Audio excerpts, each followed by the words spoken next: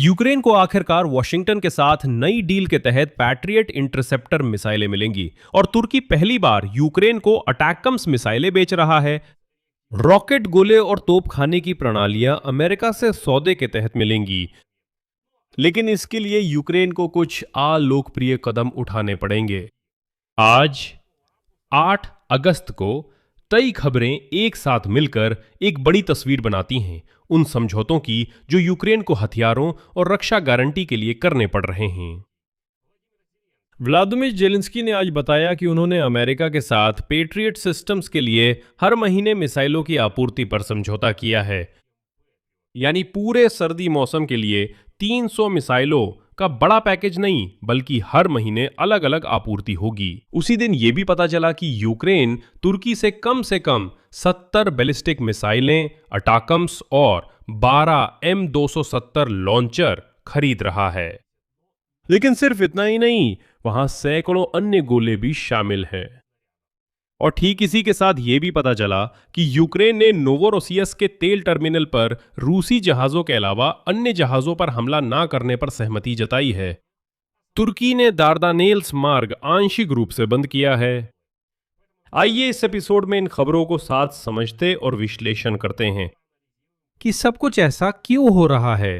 क्योंकि एक तरफ हम देख रहे हैं कि तुर्की सीधे तौर पर यूक्रेन को हथियारों की आपूर्ति कर रहा है, लेकिन दूसरी तरफ यूक्रेन फिर भी नोवोरोसियस्क पर हमलों को लेकर कुछ हद तक रियायतें दे रहा है, जहां हमें काफी बड़ी सफलताएं मिली थीं। मेरा नाम एलेक्सई पिचिए है। आइए इन विषयों को मिलकर समझते हैं। लेकिन शुरू करने से पहले मैं आपसे अनुरोध करता हूं कि आप इस YouTube चैनल को सब्सक्राइब करें। हम 3 लाख सब्सक्राइबर की ओर बढ़ रहे हैं। आपकी हर सब्सक्रिप्शन के लिए आभारी हूं। अभी नीचे चेक करें कि आपने सब्सक्राइब किया है या नहीं, तो अभी सब्सक्राइब बटन दबाएं। जारी रखते हैं। आज की सबसे बड़ी खबर, व्लादिमीर जेलेंस्की का पेट्रियट इंटरसेप्टर मिसाइलों पर बयान। बेलग्रेड में राष्ट्रपति अलेक्जेंडर वुचिच के साथ प्रेस कॉन्फ्रेंस में जेलेंस्की ने कहा, इंटरसेप्टर मिसाइलें और सिस्टम किसके पास है? सबसे पहले उनके निर्माता संयुक्त राज्य अमेरिका है। क्या वे हमारी मदद कर सकते हैं? हम इस पर काम कर रहे हैं। क्या वे हमें हर महीने मिसाइलें देंगे? हाँ, हमारे पास इस संबंध में समझौते हैं। इसके साथ ही जेलेंस्की ने तुरंत ये भी स्पष्ट किया कि यह आपूर्तियां फिर भी सभी रूसी बैलिस्टिक हमलों से पूरी तरह सुरक्षा के लिए पर्याप्त नहीं है और इस साल इनकी मात्रा पहले से भी कम है। वैसे वॉशिंगटन ने इस बयान पर अभी तक कोई टिप्पणी नहीं की है, लेकिन यह बयान उम्मीद जगाने वाला लगता है। यानी जेलेंस्की का कहना है कि वॉशिंगटन के साथ सीधा समझौता हुआ है कि हर महीने पेट्रियट इंटरसेप्टर मिसाइलों की निश्चित आपूर्ति फिर भी होगी। लेकिन इस बयान की असली कीमत समझने के लिए संदर्भ को समझना जरूरी है, क्योंकि इससे पहले अमेरिका के राष्ट्रपति डोनाल्ड ट्रंप ने कहा था कि पेट्रियट मिसाइलें खुद संयुक्त राज्य अमेरिका को चाहिए। ईरान के खिलाफ युद्ध के कारण अमेरिका के पास ऐसी मिसाइलों का भंडार काफी कम हो गया है। यानी जेलेंस्की कथित तौर पर बातचीत में जीत और किसी खास समझौते की घोषणा कर रहे हैं। इस बीच ठीक एक दिन पहले अमेरिकी राष्ट्रपति ने वास्तव में लंबी दूरी की मिसाइलों से इनकार की पुष्टि कर दी, ये कहते हुए कि अमेरिका की अपनी जरूरतें हैं। पिछले कुछ हफ्तों में जेलेंस्की ने बार बार सहयोगियों से कीव को रूसी हमलों से शहरों की रक्षा के लिए अतिरिक्त वायु रक्षा मिसाइलें देने की अपील की है और ऐसे हथियारों की भारी कमी की बात कही है, जिसके कारण यूक्रेन की सशस्त्र सेनाएं दुर्भाग्यवश एक भी रूसी बैलिस्टिक मिसाइल को मार गिराने में असमर्थ हैं। पिछले 10 दिनों में रूसी सेना ने कीव और कीव क्षेत्र पर कम से कम 4 बड़े पैमाने पर मिसाइल और ड्रोन हमले किए हैं, जिनके परिणाम स्वरूप कई दर्जन निर्दोष नागरिक मारे गए और घायल हुए। लेकिन जैसा कि आप जानते हैं, दुर्भाग्य से हमला केवल कीव पर नहीं हुआ और 8 अगस्त की रात यूक्रेनी सेना फिर से कोई रूसी बैलिस्टिक मिसाइल नहीं गिरा पाई। और अब यह भी देखने लायक है कि जेलेंस्की मदद के लिए मिसाइल इंटरसेप्टर प्राप्त करने के लिए अमेरिका के अलावा और किन देशों से संपर्क कर रहे हैं। शनिवार को उन्होंने कहा कि कीव इजराइल से एयर डिफेंस सिस्टम लेना चाहता है। उन्होंने कहा, हम इन्हें खरीदने को तैयार हैं, लेकिन अभी ऐसी संभावना नहीं है, हालांकि बातचीत चल रही है। ये बात उस संदर्भ में कही गई थी जब एक दिन पहले अमेरिकी मीडिया ने पुष्टि की थी कि इजराइल के प्रधानमंत्री बिन्यामिन नेतन्याहू ने 2023 में यूक्रेन को एयर डिफेंस सिस्टम देने पर रोक लगा दी थी, आयरन डोम। जैसा कि आप जानते हैं, जुलाई के अंत में वोलोदिमीर जेलेंस्की और बिन्यामिन नेतन्याहू वॉशिंगटन में साथ थे। बिन्यामिन नेतन्याहू ने व्यक्तिगत मुलाकात से मना कर दिया, सिर्फ अंतिम संस्कार में मिले। लिंडसी ग्रैहम वही सेनेटर हैं जो रूस पर कड़े प्रतिबंधों का समर्थन करते हैं।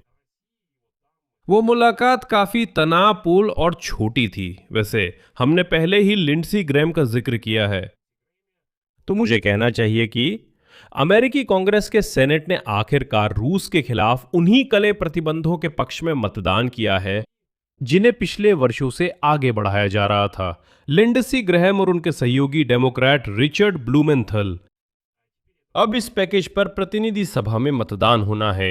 इसके बाद ये विधेयक राष्ट्रपति डोनाल्ड ट्रंप के हस्ताक्षर के लिए जाएगा और इसके बाद ट्रंप के पास रूस के खिलाफ कड़े प्रतिबंधों के रूप में एक मजबूत हथियार आ जाता है, खासकर उन तीसरे देशों के खिलाफ जो अब भी गंदे रूसियों से तेल, गैस और अन्य ऊर्जा संसाधन खरीदते हैं। और मैं ये भी बताना चाहूंगा कि इसी प्रतिबंध पैकेज में ईरान को भी शामिल किया गया, यानी ट्रंप ने ये इसलिए किया ताकि एक ही पैकेज के तहत उन सभी पर शुल्क लगाया जा सके जो रूस और ईरान दोनों के साथ सहयोग जारी रखते हैं।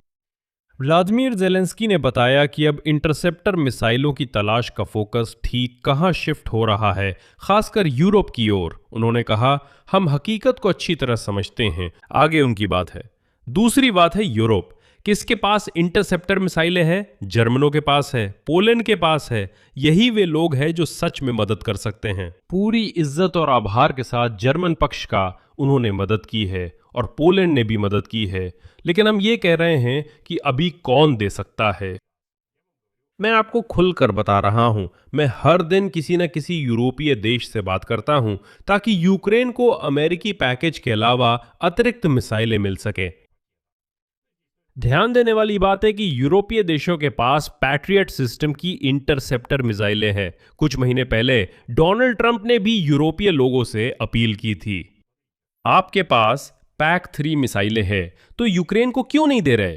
क्योंकि युद्ध तो यूरोप में ही चल रहा है, तो फिर आप लोग खुद ही यूरोप की रक्षा करें। लेकिन यूरोपीय लोग इन मिसाइलों को देने से डरते हैं। उन्हें डर है कि अगर वे ये मिसाइलें दे देंगे तो वे खुद ही बिना सुरक्षा के रह जाएंगे और अमेरिका अब उनकी कमी को पूरा नहीं कर पाएगा।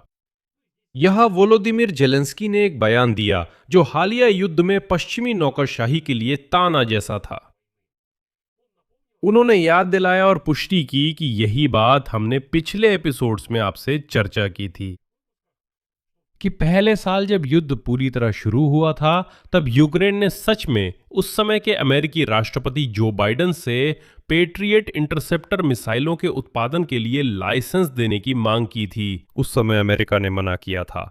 आगे वोलोदिमीर जेलेंस्की का बयान है, अगर हमें उस समय ये लाइसेंस मिल जाते तो हम अब तक पेट्रियट मिसाइलें सभी के लिए यूरोप समेत बना रहे होते, लेकिन अभी हम कागजी कार्रवाई में लगे हुए हैं। हम पर कागजी नहीं, असली मिसाइलें गिर रही हैं जो लोगों की जान ले रही हैं। ये काम सिर्फ अमेरिकियों ही नहीं, यूरोपियों को भी करना चाहिए। हम लंबे समय से उनके साथ लाइसेंस मुद्दा सुलझाने की कोशिश कर रहे हैं।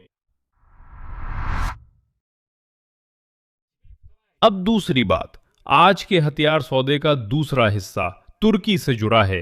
अमेरिकी विदेश विभाग की रिपोर्टों के अनुसार यूक्रेन ने तुर्की से आधिकारिक तौर पर 70 बैलिस्टिक मिसाइलें M39 अटैकम्स और 12 लॉन्चर M270 खरीदी है। ये सौदा अभी अमेरिकी हथियारों के पुनः निर्यात की स्वीकृति की औपचारिक प्रक्रिया से गुजर रहा है, जो कांग्रेस के माध्यम से होती है। वे तुर्की की है क्योंकि उन्हें अमेरिकियों ने पहले ही खरीद लिया है, लेकिन चूंकि ये अमेरिकी तकनीक है इसलिए इनकी किसी भी तीसरे देश को पुनः बिक्री के लिए वॉशिंगटन की नौकरशाही मंजूरी जरूरी होती है। लेकिन बात साफ है, दरअसल संयुक्त राज्य अमेरिका ने ही इस बिक्री को ऐसी एक योजना के तहत शुरू किया था। चलो देखते हैं दुनिया में ये मिसाइलें और कहां है। अगर तुर्की को जरूरत नहीं तो वो इन्हें यूक्रेन को बेच दें। इसके अलावा उस मुख्य पैकेज के जिसका मैंने जिक्र किया, यूक्रेन को तुर्की से 2500 से थोड़े ज्यादा M26 क्लस्टर वॉरहेड वाले रॉकेट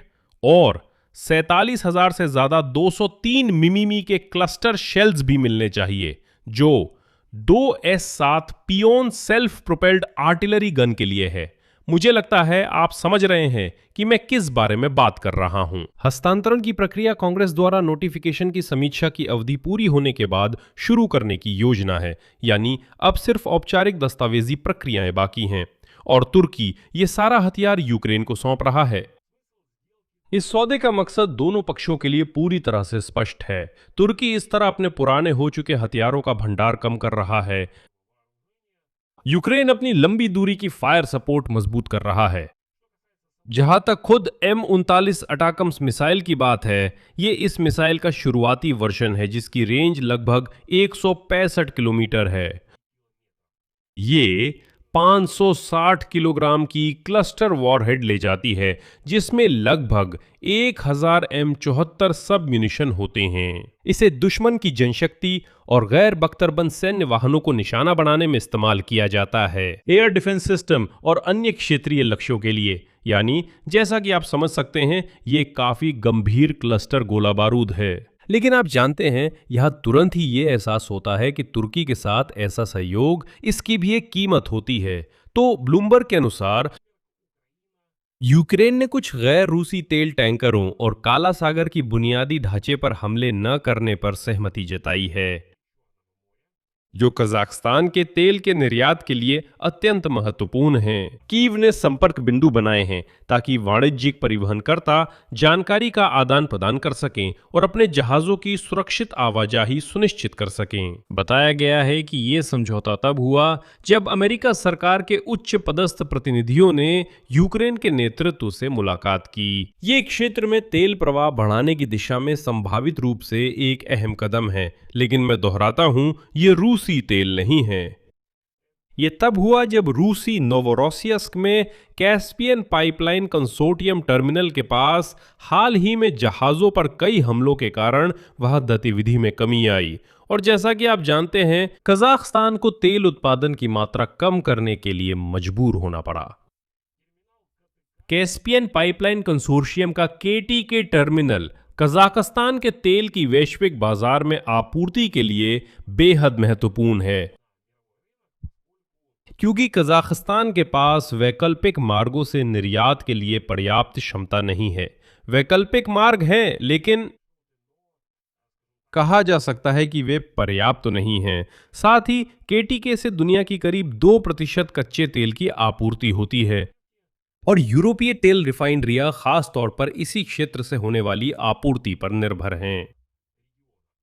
इसी संदर्भ में हमारे पास एक और दिलचस्प और उम्मीद जगाने वाली खबर है, ताकि हम भी ये ना कहें कि जैसा कि कहा जाता है, इस संदर्भ में कोई विश्वासघात हुआ है। अब यह साफ है कि अमेरिकी इस क्षेत्र को रूस से दूर करने की कोशिश करेंगे। एक संबंधित खबर आई है, आज ये खबर आई है कि संयुक्त राज्य अमेरिका ने दक्षिण काकेशस और मध्य एशिया के लिए $200 मिलियन से थोड़े अधिक की राशि के trans Caspian entrepreneurship development fund की शुरुआत की घोषणा की है। अमेरिकी विदेश विभाग की वेबसाइट पर एक बयान जारी हुआ है, जिसमें लिखा है कि फंड की शुरुआती पूंजी ठीक $201 मिलियन होगी। अमेरिकी सरकार ये धनराशि ट्रांस कास्पियन व्यापार मार्ग के साथ साथ निजी क्षेत्र के निवेश को बढ़ावा देने के लिए लगाएगी। अमेरिका ने यह भी बताया कि वो अंतर्राष्ट्रीय शांति और समृद्धि के लिए ट्रंप मार्ग नामक परियोजना को जारी रखेगा, जिसमें रेलवे के आधुनिकीकरण की व्यवस्था है, आर्मेनिया और क्षेत्र में सड़क, ऊर्जा व डिजिटल बुनियादी ढांचे का आधुनिकीकरण भी शामिल है। आज पाशिन्यान ने डोनाल्ड ट्रंप से फोन पर बात की। अब आर्मेनिया में रेलवे निर्माण के लिए इंजीनियरिंग सर्वेक्षण शुरू हो गए हैं, और अजरबैजान सड़क और रेलवे मार्गों के निर्माण को पूरा करने के करीब है, जिन्हें आर्मेनिया से जोड़ा जाएगा। तो मैं ये क्यों कह रहा हूँ? मैं ये कह रहा हूँ कि आर्मेनिया और अज़रबैजान के बीच शांति समझौते की सालगिरह पर यह साफ है कि आर्मेनिया पश्चिम की ओर जा रहा है और अज़रबैजान भी उसी दिशा में जा रहा है। यूक्रेन का तुर्की के साथ सहयोग ये दर्शाता है कि तुर्की भी उसी दिशा में है। तुर्की भी लगातार उसी ओर बढ़ रहा है। इसलिए ये भी साफ है कि आगे चलकर कजाकिस्तान को भी धीरे धीरे उसी तरफ लाने की कोशिश की जाएगी, इस बात को ध्यान में रखते हुए कि कजाकिस्तान को उसकी अपनी तेल निकालने में अमेरिकी तेल कंपनी ही मदद कर रही है। तो चलिए वापस केटीके पर आते हैं। अमेरिका की मध्यस्थता में हुई समझौते के अनुसार यूक्रेन ने केटीके की बुनियादी ढांचे और गैर रूसी जहाजों पर हमले से बचने का वादा किया है। अगला नोवोरोसियस्क टर्मिनल से जुड़ा है। कीव माल भेजने वालों को निर्देश भी देता है, जिसमें यह स्पष्ट किया गया है कि किन जहाजों पर हमला किया जा सकता है। समझौते का पालन करने की शर्त पर ऐसे जहाज यूक्रेनी प्रतिबंधों के तहत नहीं आ सकते, उन्हें रूसी तेल या अन्य माल नहीं ले जाना चाहिए जो किसी भी तरह से, चाहे दूर से ही सही, गंदे रूसियों से जुड़े हों। नहीं होना चाहिए, मतलब वे रूसी व्यक्तिगत या कानूनी व्यक्तियों के स्वामित्व में नहीं हो सकते। कुल मिलाकर अगर तेल कजाकिस्तान का है, अगर टैंकर रूसी नहीं है और किसी भी तरह से जंगली रूसियों से जुड़ा नहीं है, तो यूक्रेन उस पर हमला नहीं करेगा। उसे जाने दो, उसे नोवोरोसियस्क में लोड कर कजाकिस्तान का तेल ले जाने दो। और इस कड़ी का आखिरी हिस्सा वो है जो खुद तुर्की ने आज ही किया है। तुर्की के अधिकारियों ने डार्डानेल्स जलडमरू मध्य से वाणिज्यिक जहाजों की आवाजाही को सीमित करना शुरू कर दिया है। ये कदम काले सागर क्षेत्र में रूसी और यूक्रेनी हमलों के बढ़ने के कारण नागरिक जहाजों पर उठाए गए हैं। और ये भी एक दिलचस्प घटना है। तुर्की की तटरक्षक सुरक्षा मुख्य निदेशालय ने कुछ जहाजों को जो खासतौर पर नोवोरोसियस्क जा रहे थे सूचित किया कि फिलहाल ऐसे सफरों के लिए ट्रांजिट परमिट जारी नहीं किए जा रहे हैं। शायद उसे जलडमरू मध्य से गुजरने के लिए आवेदनों की समीक्षा में अधिक समय लग रहा है। तुर्की नोवोरोसियस्क जाने वाले जहाजों की आवाजाही को आंशिक रूप से कम करने में मदद कर रहा है। इसकी वजह एक खास घटना बनी। बस पिछले मंगलवार को काला सागर में तुर्की से जुड़े 2 जहाजों पर हमला हुआ था, जो तुर्की के सामसुन से नोवोरोसियस्क सब्जियों और फलों का माल लेकर जा रहे थे। कई नाविक घायल हुए। इसके बाद तुर्की के विदेश मंत्रालय ने रूस और यूक्रेन से काला सागर में जहाजरानी की सुरक्षा के लिए तुरंत ठोस कदम उठाने की अपील की। लेकिन इसी बीच ब्लूमबर्ग ने यह भी उल्लेख किया है कि तुर्की द्वारा उठाए गए कदम वैश्विक व्यापार के लिए नई कठिनाइयां पैदा कर सकते हैं। ऐसी स्थिति में जब ईरान में युद्ध के कारण तेल की आपूर्ति पहले से ही गंभीर रूप से बाधित है और हार्मुज जलडमरू मध्य के माध्यम से परिवहन की मात्रा में भी कमी आई है, रूसी और यूक्रेनी हमलों में वृद्धि का अनाज के काला सागर क्षेत्र से परिवहन पर भी नकारात्मक प्रभाव पड़ रहा है, जिसके कारण जुलाई में वैश्विक गेहूं की कीमतें 2 साल के उच्चतम स्तर पर पहुंच गईं। इसलिए जब रूसी लोग ओडेसा के बंदरगाहों पर हमलों की खुशी मनाते हैं, तो उन्हें याद रखना चाहिए कि अगर यूक्रेन चाहे तो वो रूस से होने वाले पूरे निर्यात को पूरी तरह से रोक सकता है। चूंकि साझेदारों ने कहा है, अब हम सिर्फ रूसी जहाजों पर हमला करेंगे। आज 8 अगस्त को ज़ेलेंस्की ने अमेरिका के साथ पैट्रियट सिस्टम के लिए हर महीने मिसाइल आपूर्ति के समझौते की घोषणा की। यूक्रेन तुर्की से पुरानी अटाकम्स मिसाइलें और M270 लॉन्चर ही नहीं, बल्कि और भी बहुत कुछ खरीद रहा है। साथ ही ये भी पता चलता है कि आपूर्ति बढ़ाने और काला सागर व्यापार को सामान्य करने के लिए यूक्रेन ने एक ठोस रियायत दी है। उसने गैर रूसी जहाजों पर हमला न करने का वादा किया है। नोवोरोसियस्क में कैस्पियन पाइपलाइन कंसोर्शियम का टर्मिनल कजाकिस्तान के तेल के लिए बहुत महत्वपूर्ण है। तुर्की, जो तीसरी पक्ष है, उसी दिन रूस जा रहे और कुछ यूक्रेन जा रहे जहाजों के लिए डार्डनेल्स को आंशिक रूप से बंद कर देती है, क्योंकि नागरिक जहाजों पर हमले बढ़ गए हैं। और एक तरफ यूक्रेन को एक साथ कई रास्तों से हथियारों तक असली पहुंच मिल रही है। इसमें अमेरिकी पैट्रियट प्रणालियां हैं और वहां तुर्की की अटाकम्स मिसाइलें भी हैं। लेकिन दूसरी तरफ इस विस्तार के लिए यूक्रेन को काले सागर में अपनी खुद की सैन्य अभियान पर प्रतिबंध लगाकर कीमत चुकानी पड़ रही है, जहां हाल के महीनों में यूक्रेन ने रूसी समुद्री लॉजिस्टिक्स पर सबसे प्रभावी दबाव बनाया। तुर्की की डार्डानेल्स पाबंदी दिखाती है कि काले सागर में समुद्री युद्ध अब सिर्फ लड़ाई करने वालों ही नहीं, औरों के लिए भी समस्या बन रहा है, तीसरे देशों और उनके व्यापारिक जहाजों के लिए भी।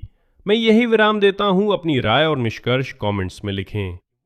चैनल को सब्सक्राइब करें, घंटी दबाएं और लाइक करना ना भूलें। बस इतना ही। अपना ख्याल रखें। सबको अलविदा।